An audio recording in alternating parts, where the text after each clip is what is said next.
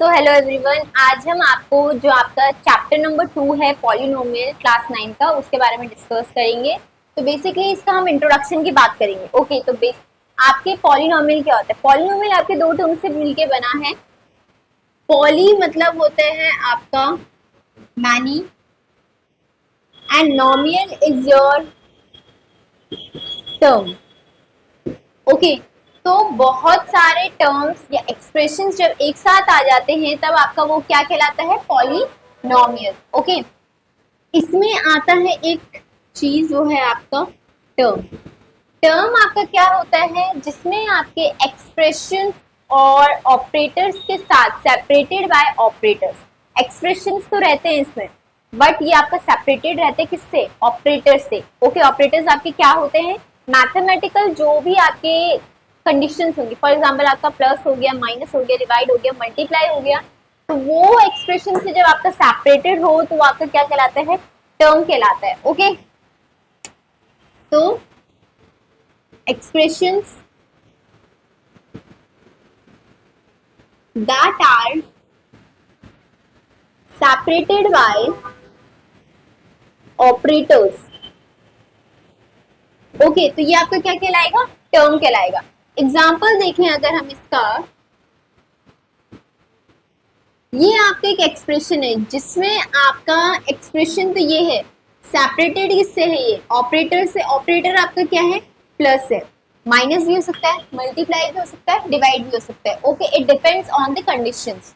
ठीक है, बात करें हम एक और जो आपका है कोफिशिएंट।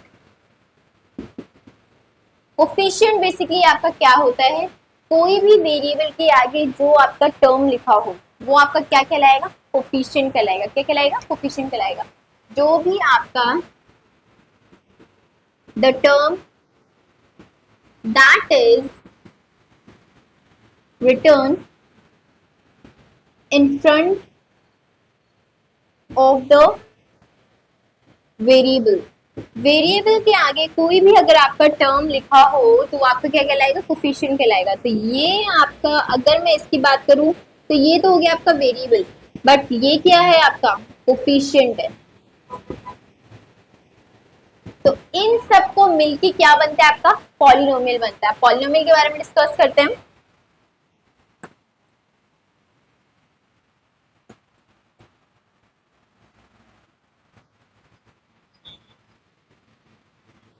जब ये सारी टर्म्स एक साथ मिल जाती हैं तो क्या बनता है? पॉलिनोमियल बनता है। तो पॉलिनोमियल का एग्जांपल लेंगे हम बेसिकली। ओके, तो ये तो आपका हो गया कोफिशिएंट, ये हो गया आपका variable, and this is your operator. Okay, और ये हो गया आपका कॉन्सोनेंट। कॉन्सोनेंट क्या होता है? जिसके आगे आपका या पीछे आपका वेरिएबल नहीं लगता है। जिसके पीछे अगर वेरिएबल नहीं लगेगा तो आपका कॉन्सोनेंट कहलाएगा। अगर जिसके पीछे वेरिएबल लगेगा तो आपका क्या कहलाएगा? कोफिशिएंट कहलाएगा। इस बात को ध्यान में रखना, दोनों में कंफ्यूज मत होना। ओके, इसमें आपकी तीन टर्म्स आती हैं बेसिकली।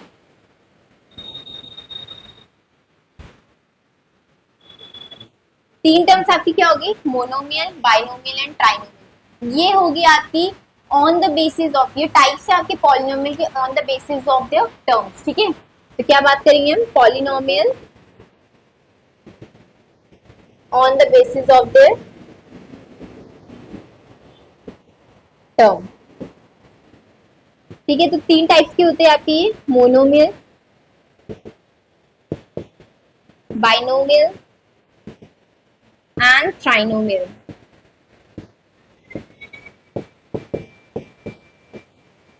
मोनोमियल क्या होता है? जो आपका सिंगल टर्म दे। ओके, एक ही टर्म हो जिसमें, तो वो आपका मोनोमियल कहलाता है। ठीक है, बल्कि बाइनोमियल आपका क्या होता है? जिसमें दो टर्म्स हो। ठीक है, ऐसे लिख सकते हो। ओके, जिसमें आपके कितने टर्म्स हो? दो टर्म्स हो। ट्राइनोमियल में आपके तीन टर्म्स होते हैं, तीन टर्म्स है। तो ये होते हैं on the basis of the terms. इस बात को ध्यान में रखना। अब पॉलिनोमियल के जो मेन टाइप्स होते हैं उसके बारे में डिस्कस करते हैं।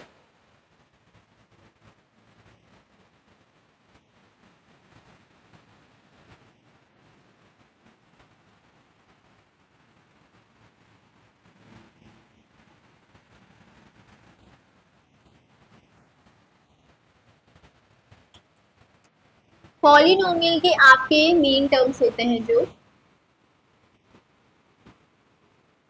3 टाइप्स के होते हैं। ओके, पॉलिनोमियल आपके कितने टाइप्स के होते हैं? 3। ठीक है, सबसे पहले होता है आपका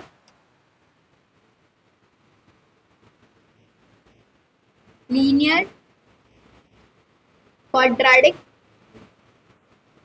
एंड क्यूबिक। लीनियर पॉलिनोमियल क्या होता है आपका? लीनियर वो होता है आपका जिसमें आपका जो वेरिएबल होगा वो सिर्फ आपको, या फिर आपका जो एक्सप्रेशन है वो सिर्फ आपका जो हाईएस्ट डिग्री होती है वो आपका 1 रहेगा। ओके, तो इसमें क्या है एक्सप्रेशन में बताएं हम, इसमें हाईएस्ट डिग्री क्या है? 1 है, तो ये आपका क्या कहलाएगा? लीनियर पॉलिनोमियल कहलाएगा। ओके, क्वाड्रेटिक की बात करें, इसमें हाईएस्ट डिग्री आपकी 2 रहती है। ओके, हाईएस्ट डिग्री क्या है? 2 है, फिर आपकी 1। ओके, क्यूबिक पॉलिनोमियल आपका क्या होता है जिसमें हाईएस्ट डिग्री आपकी 3 रहती है। ठीक है, तो ये होते हैं आपके 3 टाइप के पॉलिनोमियल। ओके, बात करें हम पॉलिनोमियल विद द लीनियर या 1 variable. Okay, polynomial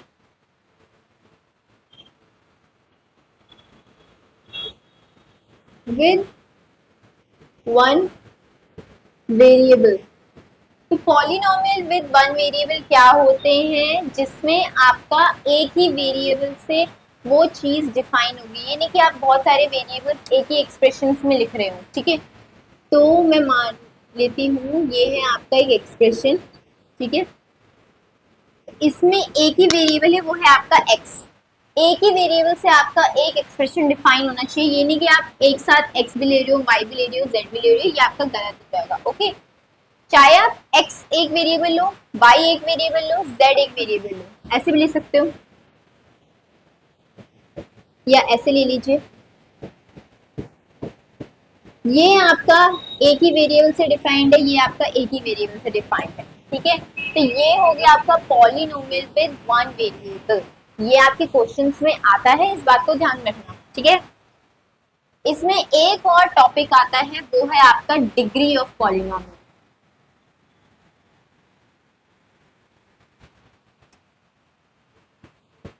degree of polynomial.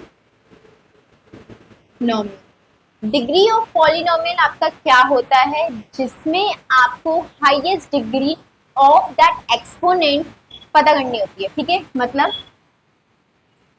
Highest exponent of expression, ये आपका एक एक्सप्रेशन है जिसमें हाईएस्ट एक्सपोनेंट क्या है? इसमें 2 है, तो डिग्री ऑफ पॉलिनोमियल क्या हो जाएगा? इसमें 2 हो जाएगा। मैं बात करूं इसकी, इसमें हाईएस्ट डिग्री क्या है? 3 है, तो इसमें डिग्री ऑफ पॉलिनोमियल क्या हो जाएगा? 3 हो जाएगा। तो यही होता है आपका डिग्री ऑफ पॉलिनोमियल। अब बात करते हैं हम एक और टॉपिक की, value of polynomial.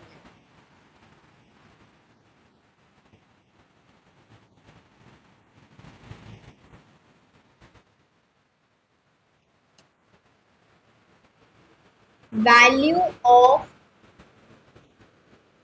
Polynomial. Value of polynomial क्या होता है? जब भी कोई एक्सप्रेशन में आप लेट करके कोई भी आप वैल्यू पुट करें उस एक्सप्रेशन में, तो वो आपका वैल्यू ऑफ पॉलिनोमियल कहलाता है। क्या बोला मैंने? एग्जाम्पल से समझते हैं। मान लीजिए ये आपका एक एक्सप्रेशन है। ठीक है, इसको मैंने px दे दिया, इसमें मैंने x की वैल्यू क्या लेट कर दी? 2।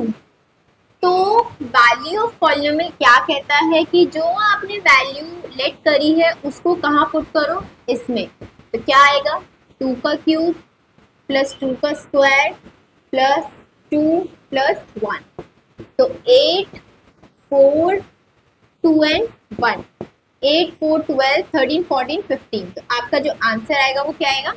15 आएगा। तो वैल्यू ऑफ पॉलिनोमियल यही कहता है। ठीक है, अब इसमें एक और टॉपिक आता है, वो है आपका जीरो ऑफ पॉलिनोमियल। तो जीरो ऑफ पॉलिनोमियल क्या कहता है, कोई भी एक्सप्रेशन अगर आपका जीरो के बराबर है और या फिर वो एक्सप्रेशन जब आप लेट करके कोई भी वैल्यू को जीरो के बराबर रखें और आंसर आपका जीरो आए, तो वो आपका क्या कहलाएगा, जीरो ऑफ पॉलिनोमियल। एग्जाम्पल से समझिए इसे। एक्सप्रेशन मान लेते हैं हम x square minus one. Okay, इसको मैंने जीरो के बराबर रखा, ठीक है।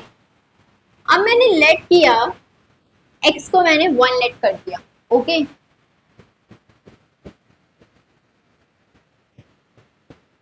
इसको मुझे जीरो के मतलब एलएचएस आपके आरएचएस के बराबर होना चाहिए। तो वन में से वन जब आपका जाएगा तो आपका क्या आंसर आएगा, जीरो। तो ये है आपका जीरो ऑफ पॉलिनोमियल। सिमिलरली अगर दूसरे एग्जांपल ले हम, ठीक है, इसको मैं यहाँ लिख देती हूँ।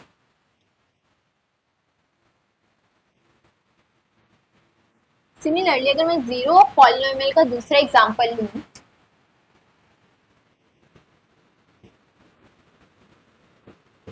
इसमें मुझे लेट करना है एक्स को, मैंने दोबारा से आप टू लेट कर ली, ठीक है। तो मैंने क्या किया, x two x square plus one, four four two ज़ा eight and it's your nine. ये आपके जीरो के बराबर नहीं है, तो मतलब ये जीरो ऑफ पॉलिनोमियल नहीं है। इस बात को ध्यान में रखना, जीरो ऑफ पॉलिनोमियल तभी कहलाएगा जब आपका एलएचएस और आरएचएस बराबर होंगे, वो भी किसके, जीरो के। ओके, बात करते हैं आपके, एक थ्योरम है आपकी जो है आपका रिमाइंडर थ्योरम, उस टॉपिक की। Okay,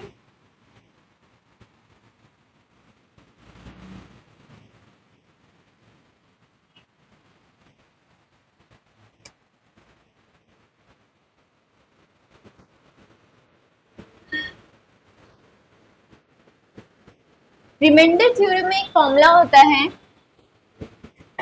dividend is equal to divisor multiply by quotient plus reminder.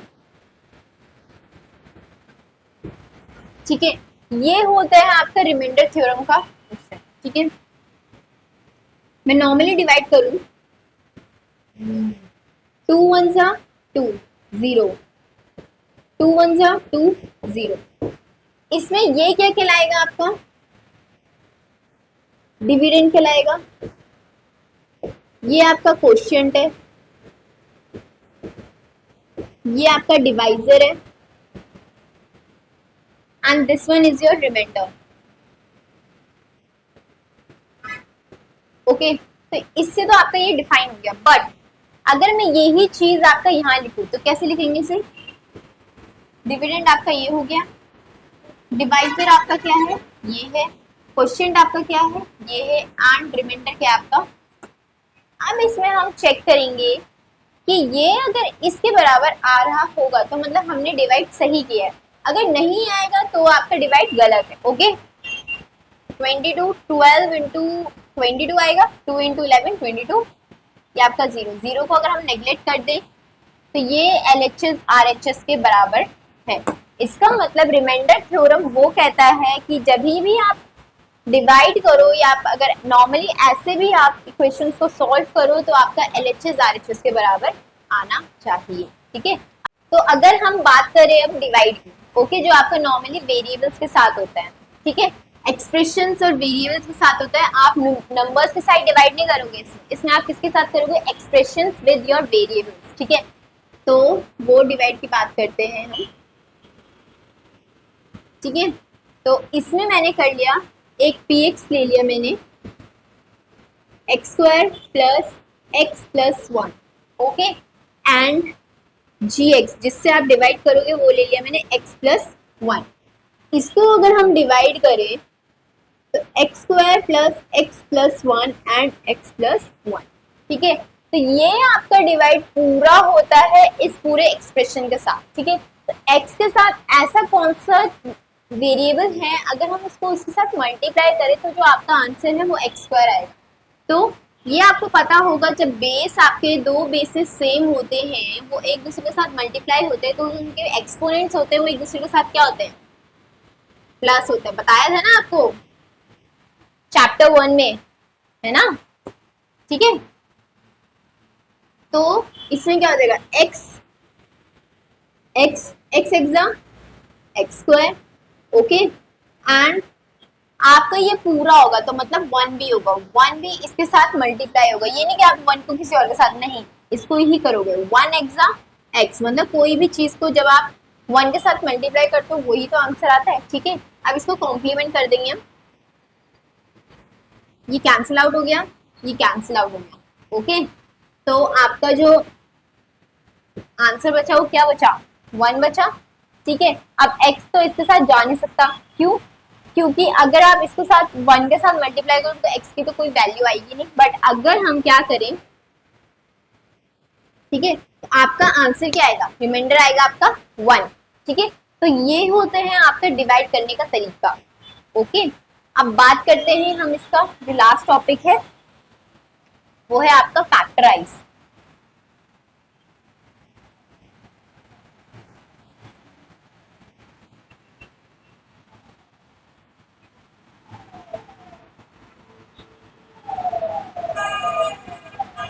कोई भी चीज को आप फैक्टराइज कैसे करते हो,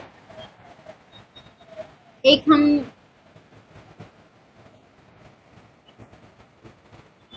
ये हमारा एक्सप्रेशन है जो हमने लिया है, ठीक है, इसको अगर हमें फैक्टराइज करना है, ठीक है, मैं इसको बहुत सारे मेथड्स होते हैं, मैं स्प्लिटिंग द मिडिल टर्म से सिखाऊंगी आपको।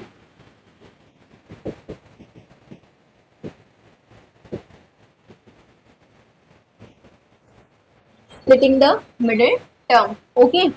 इसमें क्या करोगे आप, बेसिकली जो आपका मिडिल टर्म है उसको आप दो पार्ट्स में डिवाइड कर दोगे, ओके। वो कैसे होंगे, इसके आगे क्या है, 1 है, जब कुछ नहीं होता तो क्या बताया था, 1 रहता है, इसके आगे क्या है, 1 है, तो ये दोनों हमेशा एक दूसरे के साथ मल्टीप्लाई होते हैं, 6 1 जा 6 होता है, ओके। एंड ये आपका 1, तो ऐसा कौन सा नंबर है जब आप जिसके साथ आप मल्टीप्लाई करो, लास्ट का देखते हैं, जब आप जिसके साथ मल्टीप्लाई करो तो आपका आंसर 6 आए, और ये वाला ऑपरेटर देखते हैं माइनस है, इसमें क्या है, अभी माइनस है, ठीक है। तो ऐसा कौन सा नंबर है जिसके साथ मल्टीप्लाई करके 6 आए एंड जिसको माइनस करके क्या आना चाहिए, मिडिल टर्म मतलब 1 आना चाहिए, ओके। तो that is your 3 multiply by 2, तो 6 होता है एंड 3 माइनस 2 इज योर 1। तो ये एक ऐसा नंबर है जिसको मल्टीप्लाई करके आपका 6 आता है एंड जिसको आपको माइनस करके 1 आता है, तो ऐसे समझते हैं हम, ठीक है।